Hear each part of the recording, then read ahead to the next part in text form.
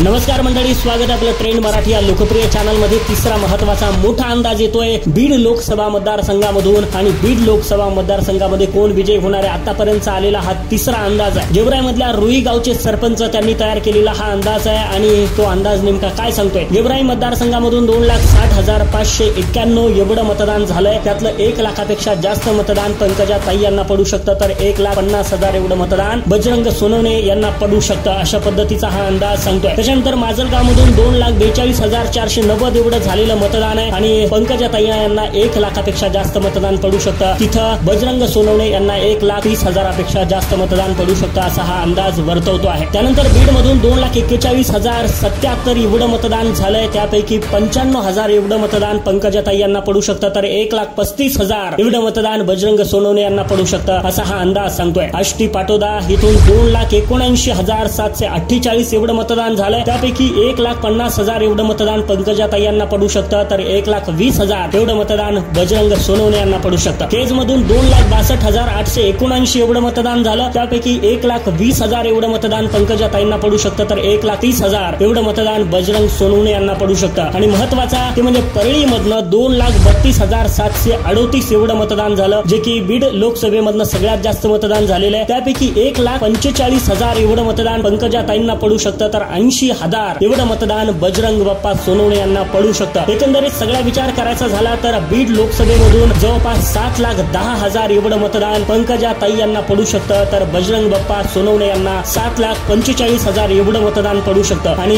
या अंदाजानुसार जे रुई गावचे सरपंच आहेत त्यांनी काढलेल्या अंदाजानुसार बजरंग बाप्पा सोनवणे 30,000 मतांनी विजयी होतील, असा अंदाज सांगतोय। परंतु खासदारकीच्या निवडणुकीसाठी 30,000 मत फार काही मोठं नाहीये, त्याच्यामुळे पंकजाताई मुंडे सुद्धा विजयी होऊ शकतात, कारण की हा फरक फार मोठा नाहीये। अंदाज सांगायचा झाला तर सरपंचांनी काढलेल्या या ऑडियन्स पोल नुसार किंवा एक्झिट पोल नुसार सांगायचं झालं तर फक्त 30,000चा फरक आहे। त्याच्यामुळे पंकजा ताईंनाही विजय जवळ आहे आणि बजरंग बाप्पा सोनवणे यांना सुद्धा विजय जवळ आहे। तुमचं मत काय? कोण विजय होऊ शकतं? कोणाला विजयाची सलामी मिळू शकते? ही मानाची निवडणूक कोण जिंकू शकतं? नक्की कमेंट करून सांगायला विसरू नका आणि अशाच महत्त्वपूर्ण व्हिडिओसाठी आपल्या ट्रेंड मराठीला सबस्क्राईब करून ठेवा।